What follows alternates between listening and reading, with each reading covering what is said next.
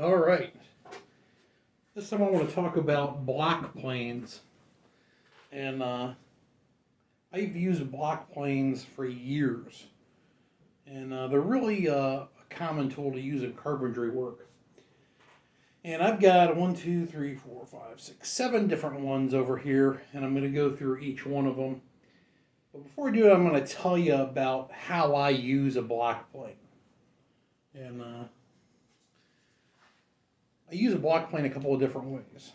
The first one is I may use a block plane to take off saw marks. So I've run a board through the saw and there's saw marks on it, especially on the job site. You know, you're not using the best saw, so it's gonna, you're using a coarser tooth saw. It's gonna leave some saw marks. So you might take your board, and this one I gotta adjust down a little bit.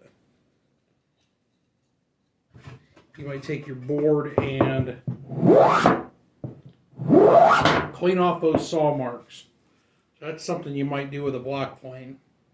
Another thing you're going to do is you're going to break edges. You're going to knock the corner off of a board. You may set this plane a couple of different ways. When I'm taking saw marks off, I might set the plane fine to take a nice fine shaving. In fact, it's a little heavy right now. So I might take the plane and I get it to where it takes off a nice shaving. Or I may need to hog off a lot of material. So I may set the plane really heavy. And I may have to, and you can tell by the sound, it's taking off a much, in fact, my shavings are breaking because my cut's so hard. So those are ways I might use it. Another thing I might do, and I do this all the time, I take the blade out and I use that as a chisel because I don't want to carry 75 different things in my tool bag or my tool pouch. So what I'm going to do is I'm going to use this as a chisel too, or a putty knife or a scraper. So a lot of times I'll take the blade out. And then when I'm done with it, I'll put the blade back in the plane. Make sure I've got it set the same way. Throw this back on. And she's ready to go again. And I can adjust it to however I want to cut. So those things I generally use with a plane. In rough construction or framing, you don't use a plane very often. A lot of times in new construction, building a new house, it's not called for that often, but if you do renovation work, you do use one quite often. So I'm going to go through some of the different planes I have and just my opinions on them as a using. So first one is this, a little baby plane. So I don't know where I got this at, but it's a little tiny eensy-weensy block plane. It is a Stanley, and it's from their dreaded blue paint era. A lot of people don't like these. And it's really simple. This plane is really great for knocking or easing the corners on a board. It's easy to fit in your hand, and if that's all you're doing with the plane, it works really good. As far as taking like saw marks off a board, not so good. Mainly because it's too small. It's hard to hold. So I've got this piece is only, it's like a piece of 1/4-inch pine. So I can do it on this, but if this was a 3/4-inch piece, which I believe I have something right here, it's a lot harder. And it's just because you don't have anything to hold on to. So this is definitely kind of a one-trick pony. A lot of guys like these though. They are handy if you're just easing the edges on a board. Alright, here's a super cheap plane. I believe I got this for free. And I spent about a year using this as my only plane. One thing I had to do to it is I had to stick a piece of aluminum in it, you can see that, in order to get enough pressure, down pressure on the blade to keep it in place. And you can pick one of these things up, for a couple of bucks. You see these things at yard sales all the time, or one similar to it. The downside to these is they're not as easy to take apart. And when you take them apart, it's a chore resetting them. That's the downside. So if you want to take the blade out and use it as a chisel, these are not that good for that. It's a pain in the butt every time you have to do it. To adjust these planes, okay, so there's no way to move the blade in and out. So you adjust these with a hammer, and in fact, you can see there's like a bump under there, and that's what that's for. So right now, this is probably set. Oh, it's set pretty fine. So it's taking a nice fine shaving. If I want to make it heavier, I take my hammer, I hit the front of it. Oh, you can tell. Tell by the sound. It's taking a heavier shaving. Want to back it off? We hit the back of the plane.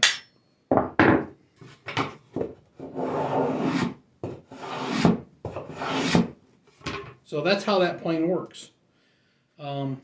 There's nothing wrong with having one of these. I know that at one time, I just thought, I had to have a better plane than this, but this will do pretty much everything you need to do for next to nothing. And after you get used to setting them, to adjusting them, they're actually really quick to adjust. So I don't mind these. I like them. The next plane is, I believe this is a Stanley number 110. These are pretty common. I paid $5 for this thing. And it's basically, it's the fancy version of this. So here's like the ultra budget version of a plane. And here's the next step up. And what this has is it has an adjustable throat. So you can adjust the gap there in front of the blade. You can take the blade out quickly and easily. So that's nice. That's a nice feature. So it's easy to use as a chisel, and it's easy to put back together. It's got an adjustment to angle the blade. So if you need to skew the blade one way or the other, it's easy to do. And then it's got an adjustable cut depth right there. So you can adjust how far the iron sticks out with that little hand wheel. And we'll see how this thing, gotta get a little more juice here. Going the wrong way. I don't use this plane that much. Yeah, this thing works awesome. It's a really good little block plane.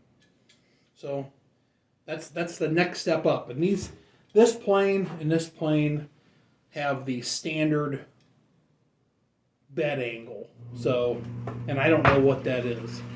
I want to say it's 40 degrees, but I have no idea. Planes, especially block planes, come in two different sorts: the standard angle and low angle. So these are the standard angle block planes.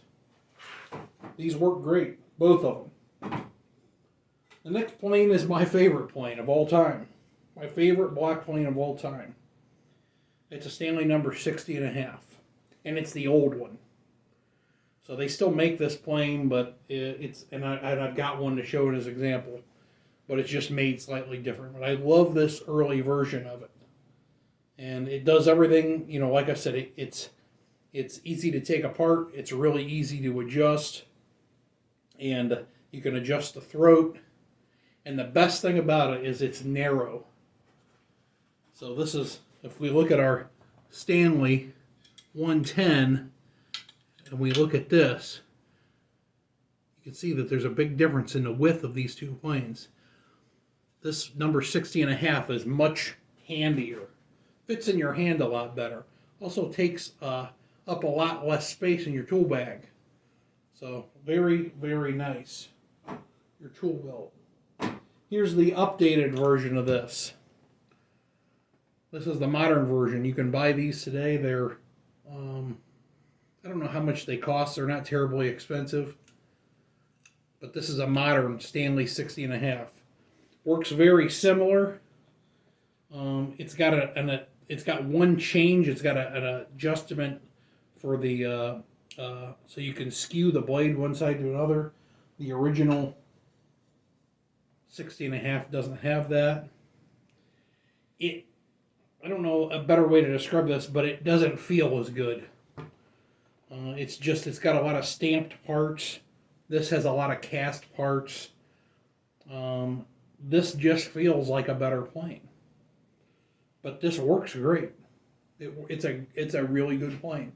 I've used one of these quite a bit, and they're good. It's a good plane. Now this is not a Stanley. This is a Record. This was my dad's, and I don't know what the number on is. What number it is, but it's a low angle block plane. But like the Stanley 110, it's wide. So that's the thing I don't like about it. So it's basically the low angle version of the 110, this Record plane. And it's a good plane. It's well made. It's actually in construction. It's very similar to the old 60.5. Very good plane. It's just a little bit wider. So it doesn't feel quite as good in your hand. The last plane I have is this. This is one of the new Stanley Sweetheart planes. And this plane is like $100. It's an expensive block plane. It's also my least favorite of all of these planes. I would rather use this than this, if you could believe that. Now let me tell you about the positives of this thing. Man, this thing is really well made. It's beautiful. The machining's really good. It's got all these brass parts. The iron is super thick. It was, when it was new, it was sharp and ready to go. But the bad things about it is this thing weighs a ton. And it's the widest of all of these planes. It's a big block plane. And for most of the stuff that carpenters do with a block plane, there's no benefit to any of this. So this is like constructed like, a bench plane, a high quality bench plane would be. But, carpenters don't really have a use for that. Now this thing, it cuts wonderfully. Oh man, it sounds good. It feels good when you're pushing it through. There's no chatter. But it weighs a ton. And it's huge. And I don't want that. I need something that's light and narrow, fits in my hand, and is really quick to adjust to different things. Because I'm not always taking a fine cut with a hand plane. I'm using it sometimes for rough work too. This is really a tool made only for fine work, and I think only in a shop. So for me, this is not the plane for me. If I had to pick any of these planes, I got to go back to the 60.5. I think this is the ultimate. One of these old ones is the ultimate carpenter's plane. They're just, couldn't say enough good things about them. They're just perfect. It's really, I can't think of anything I would improve about them. Now, another thing I'll talk about is sharpening. There's a million videos and opinions about sharpening planes and chisels and those sorts of things. And I guess if you're doing fine furniture work, there's a place for, having, all these different whetstones and putting a mirror polish on a blade. But for housework, trimming, carpentry work, there's no need for that level. And in fact, you're going to treat the tool, you're not going to be nice to the tool all the time. And also, you're working hard all day, and you're not going to want to come home and spend an hour sharpening your plane blade. So what do? I have a belt sander over here, and I put a 220 grit belt on it, and I sharpen the bevel side. And then I take a diamond stone, or just one of these little diamond plates, I don't know what you would call them, and I lap the back. And then I take it on a strop, like 4 or 5 licks, and it goes back in and it's done. Plenty sharp enough for the kind of work I do.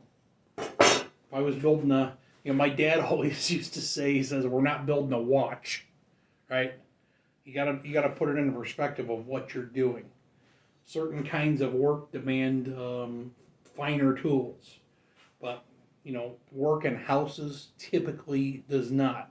I guess if you were building a mansion out of exotic woods, yeah, or a lot of hardwoods, yeah, you might need some finer tools, but the average person doesn't build a house like that, right? And I typically work for the average person, or I have throughout my career. So those are just some of my thoughts. I hope you enjoyed that.